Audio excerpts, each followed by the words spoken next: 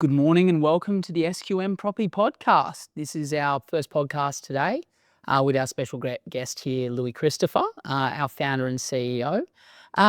We thought we'd do a mid-year review, just talking a little bit about what we've seen through 2025, some of the peaks and troughs, the ups and downs, the shifts, and looking at some of our predictions, our boom and bust report, and just a few interesting questions towards the end. But before we get into it, Louis, tell us a little bit about SQM. Why is it that our opinions are often quoted in the media, often quoted in the paper? What is it about SQM that makes us special around the property market? Oh, I think it's a combination of good data that we've been collecting since the start of SQM back in 2006, and some good objectivity surrounding it. So we don't service real estate agents. We're not a real estate agency group. Our main clients tend to be in three groups, which are consumers, government departments, and financial institutions. They tend to be our client base. And all three groups are looking for objectiveness. And, there's also been a personal level, I think, with the team and myself, that we're here to call it straight. We're here to try and reduce confusion in the market and reduce the opportunity for unscrupulous people to take advantage of consumers. And it's, I think, a passion that we all share. Absolutely.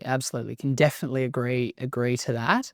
I think that, the thing that when we deal with a lot of our customers, when they come and look at data for us, we often give them what they need rather than what they necessarily want to see in the data, which gives us, I guess, a bit of, as you mentioned before, objectivity.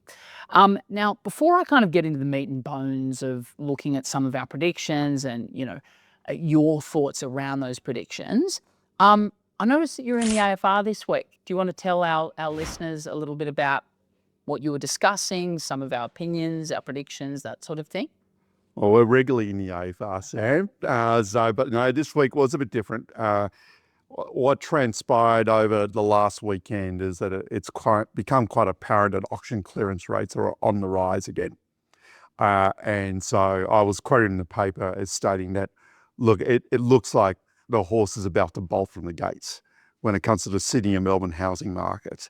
In other words, we're expecting an imminent increase over and above the levels we're seeing now of buyer demand there, induced by interest rate cuts which have occurred and are about to occur, plus the fact that underlying demand for accommodation continues to increase at a fairly rapid pace, brought upon by our very strong population growth rates.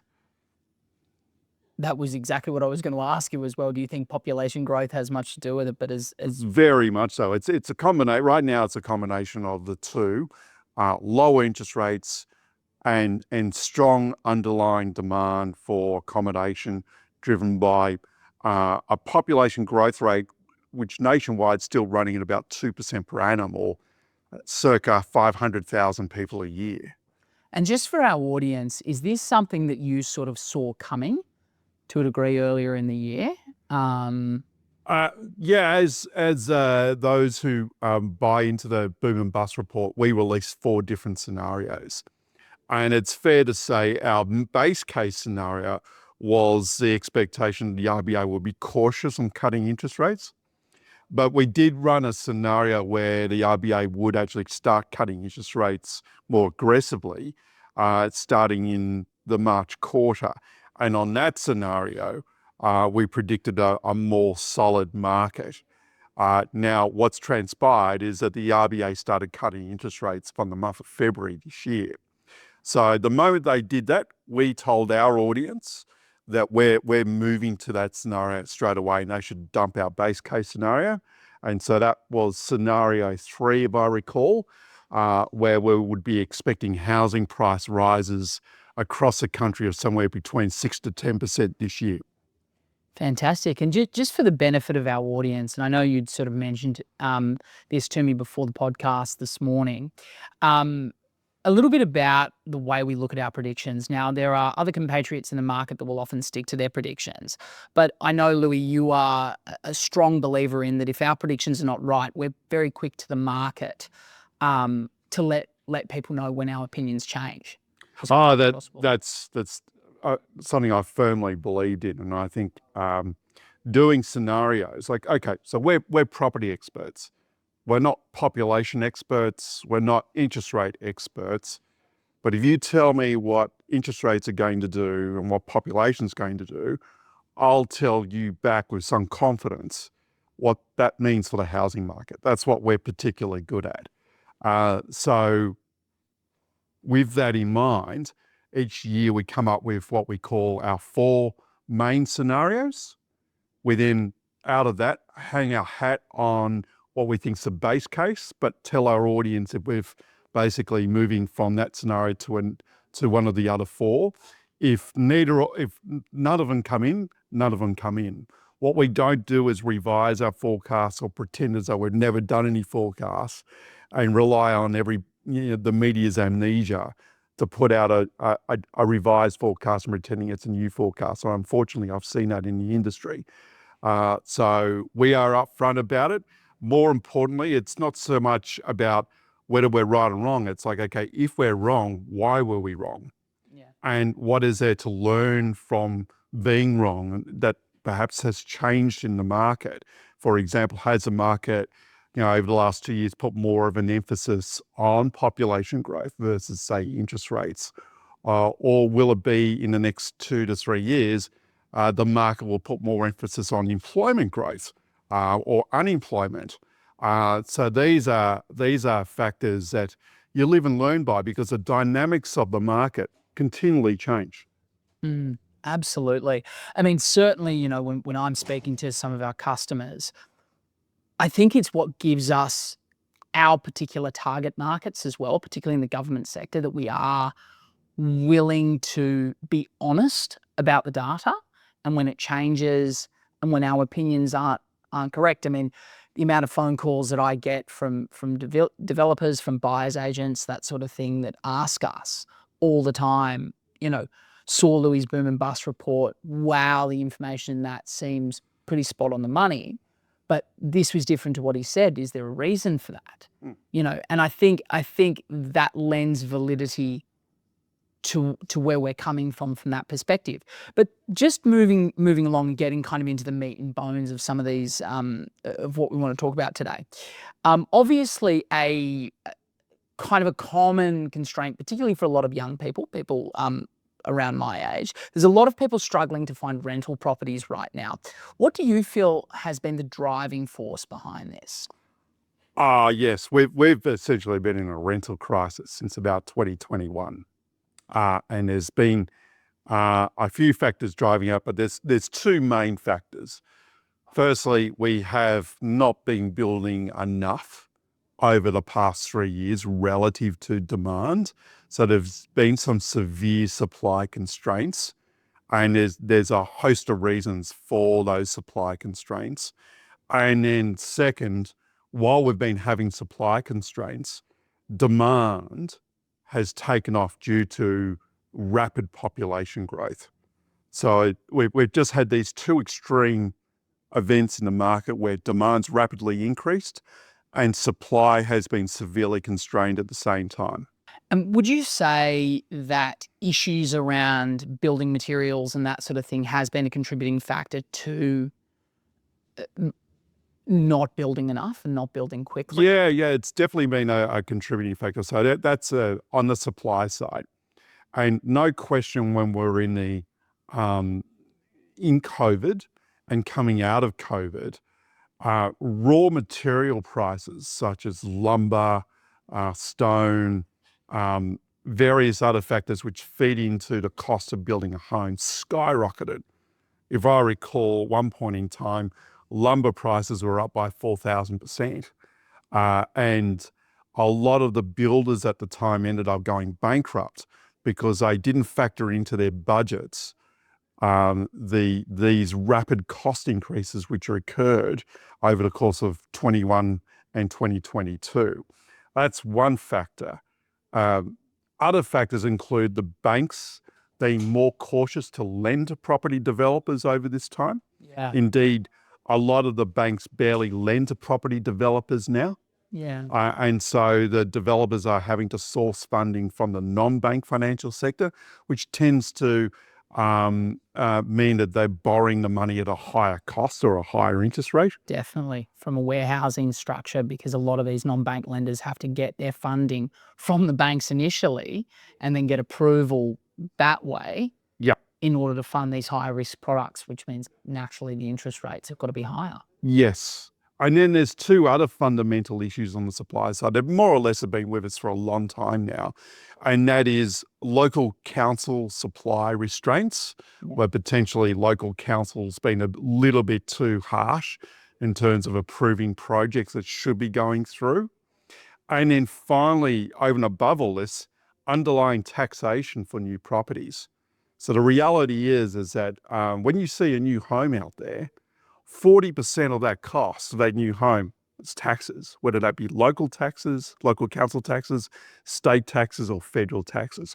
40% of the cost is down to taxes. It's way too much. Yeah, absolutely. Sort of to that point around the rental market, and I'm actually going to bring a question that I've got a little bit later forward too. So where do you expect rental growth and vacancy rates to go from here in the first part? And in the second part, the government's obviously got their 1.2 million homes as a direction that they're looking to do. Do you feel like this will assist with the rental growth issues? Yeah. So look, I think not too many people are aware that what's actually been happening over the last 12 months is that vacancy rates have more or less stabilized. Now they've stabilized at still pretty tight levels, but they're no longer falling. We're generally recording a rental vacancy rate around the country of about 1.5% roughly, which is definitely in favor of landlords, but it's no longer tightening to the levels that we were seeing in 2021 and 2022. Rents have started to slow down in terms of the rate of growth. So at one point in time, in our largest capital cities, we were seeing annual rental growth of 20% plus, which is crazy. That's all slowed down now to rents essentially rising in line with inflation, so roughly around 3%. But they're still elevated. So we've had this rapid increase in rents. Rents have now stabilized, but they haven't been coming down. So that's still really high for young people in particular to get into the market. With regard to the federal government's target of 1.2 million dwellings to be completed and built by June 2029, it's pretty obvious the government's falling behind the rate required. So the clock started essentially July 2024.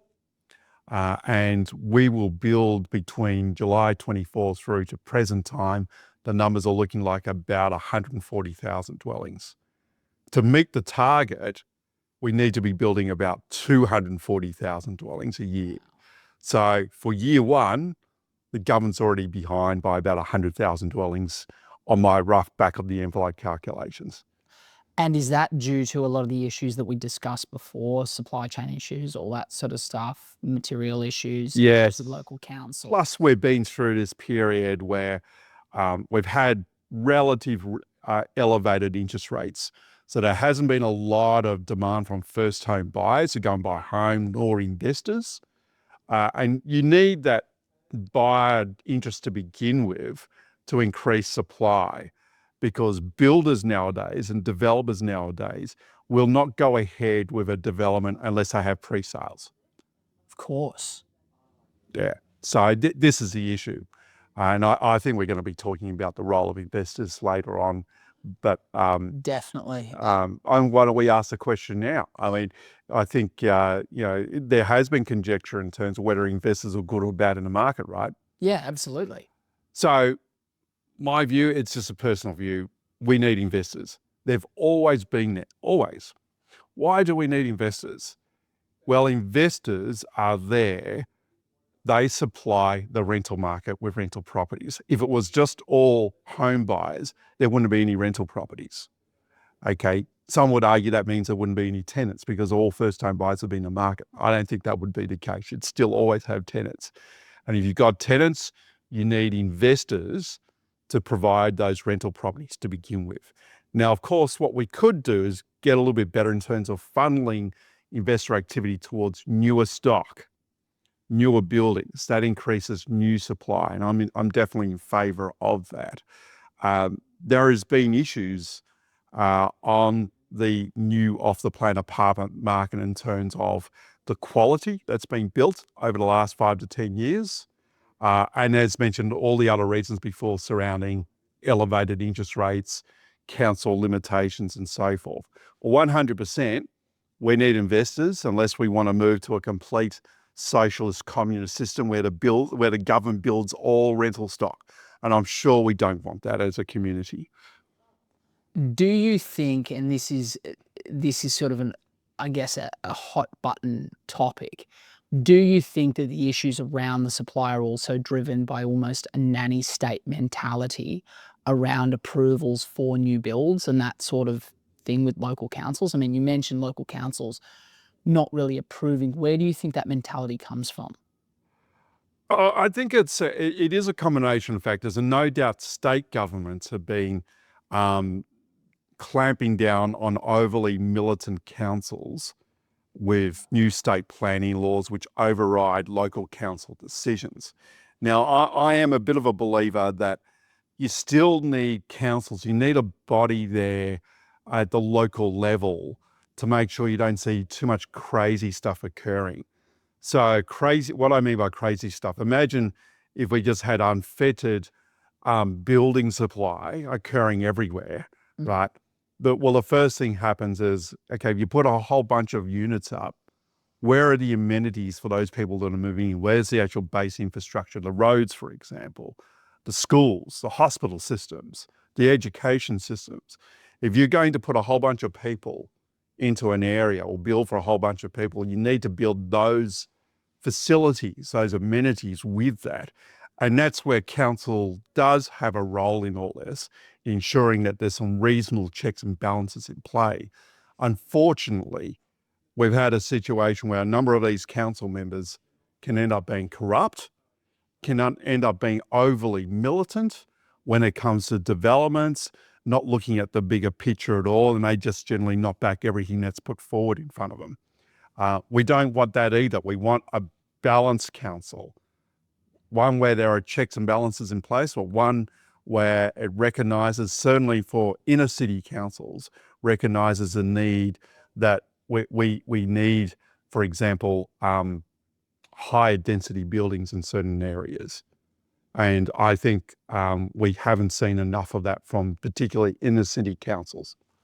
I would also add to that and say another part of the problem is just the slow way in which some of these councils move. I mean, it can take 12 to 24 months sometimes to get approvals for simple developments. It can. That's exactly right. So that's been an issue as well. So yeah, I think reform needs to happen at the local council level, but I'm not a believer that we entirely get rid of councils. Of course, of course. Sort of moving a little bit past and onto a slightly different topic. Looking ahead to the second half of 2025, what do you think will be the dominant driving forces shaping the Australian property market for the second half of the year? Oh, no question. More cuts in interest rates, which will stimulate renters turning themselves into first home buyers. Some first home buyer grants, which are out there as well, which kicked in on July 1, and the ongoing strength of our population. And now the federal government has made statements that they're wishing to slow down migration growth rates. We'll see whether that actually materialises or not. But as it currently stands at the moment, the population is still growing at circa 500,000 people per year. Wow. Wow. And given kind of the ongoing discussions around the undersupply and the interest rates that we've sort of been spoken about, do you see these having a greater immediate impact? Obviously, we've spoken about the long-term impacts of these, but what is the immediate impact on the property market? Yeah, so I believe the property market moves and responds fairly quickly to monetary policy changes. Uh, and this is one of the reasons why we're more uh, positive or more bullish on the housing market for the second half of this year, given the interest rate cuts we've already had earlier this year and the ones that we're about to have. Yeah, the market tends to move more quickly or responds more quickly to these monetary policy changes, notwithstanding that, hey, if the economy was in recession, we had a very high unemployment, the market would probably not respond as quickly. But since employment's still fairly robust and we've got relatively low unemployment, the expectation is that the market will respond relatively quickly to these interest rate cuts. Fantastic, fantastic. And just sort of looking at this from a supply and demand imbalance perspective, if you had to pick one Australian state or territory which presents the most compelling investment opportunity, which is the one that you would look at for the second half of 2025? Oh, Because it's a hot button topic that everybody always asks. So it's fair to say that through our various annual housing boom and bust reports, we've been pretty bullish on Brisbane since they announced the 2032, not 3032, 2032 Olympics. Our expectation is that Brisbane's likely to outperform most other cities over that time frame. Wow. Now, when we look at Sydney and Melbourne have been mixed markets for about the last 3 years now. And Melbourne in particular is actually showing some affordability improvement given the fact that it's been fairly mixed. So our expectation is Melbourne is likely to do quite well over the next 12 months, particularly for the Melbourne unit market. Yeah. Sydney is likely to pick up as well across the board, but especially the outer ring of Sydney and the outer ring of Melbourne as well, because they are more affordable properties. And so overall expectation is renters will turn themselves into first home buyers. First home buyers will struggle to afford in the inner and middle rings of Sydney and Melbourne, but they can afford the outer ring, and that's where they're likely to move to. So we're expecting outperformance in affordable areas due to these interest rate cuts. Would you also argue that with obviously, I mean, it's not that recent, but fairly recently, both WestConnex and the Metro in Sydney, do you think they also make an impact too as to people living further out? Oh, absolutely. And I think that they already are. And that there are precedents for this, where you've seen infrastructure in the past, roadways in particular in the past, being built and completed, and it's impacted upon housing prices in those areas. So, for example, Sydney's M2, which was completed in the early 1990s, that benefited big time Sydney's northwest, where we saw that whole region outperform in the 5 years leading to the completion of that road and 5 years post the completion of that road. So for a 10-year period, Sydney's northwest outperformed, and we think it was due to the M2. And I think it will be the same case for Sydney's Metro and other road infrastructures, that those suburbs which immediately benefit from reduced travel time will be the suburbs which tend to outperform. Fantastic, fantastic. We've got one last question for you today, bit of a fun one. Look, let's have a bit of a role play. Assume you're the Prime Minister. Anyway, go on. What is one policy adjustment, or let's say even the Premier of New South Wales or another state, either federal or state, that you believe would have the most profound positive impact on housing affordability and supply right now? Look, I don't think there's one factor that would do the trick. I think there's multiple factors. At the federal level, we know that they have the federal government's got the most say in terms of migration growth rates. So at the federal level, I would definitely be targeting lower migration growth rates for a period of time. Yep. The second thing would be to try and come up with a taxation solution or taxation reform with the states, similar to, say, the GST model. So I think stamp duties are a major impeding tax, in terms of providing more liquidity into the marketplace. If we were able to get rid of stamp duty across states and replace it perhaps with a underlying land tax, you would see more liquidity in the market, and that potentially could put a bit of a cap on price growth. That does require the agreement of the various states, which will be a very hard thing to do at the federal level. But it has been done before, as mentioned with GST, so it can be done again. If we were able to do that at the state level, get rid of stamp duties, put in an underlying land tax, I think you would see greater liquidity in the marketplace, and therefore that would help with affordability improvement. Fantastic. Well, thank you so much for your time today, Louis. It's been a pleasure, and we're looking to do a few more of these podcasts. For any of our data or any of our insights, please visit us at sqmresearch.com.au. Thank you so much for your time. Well, until next time, Sam. Until next time. Thank you, Louis.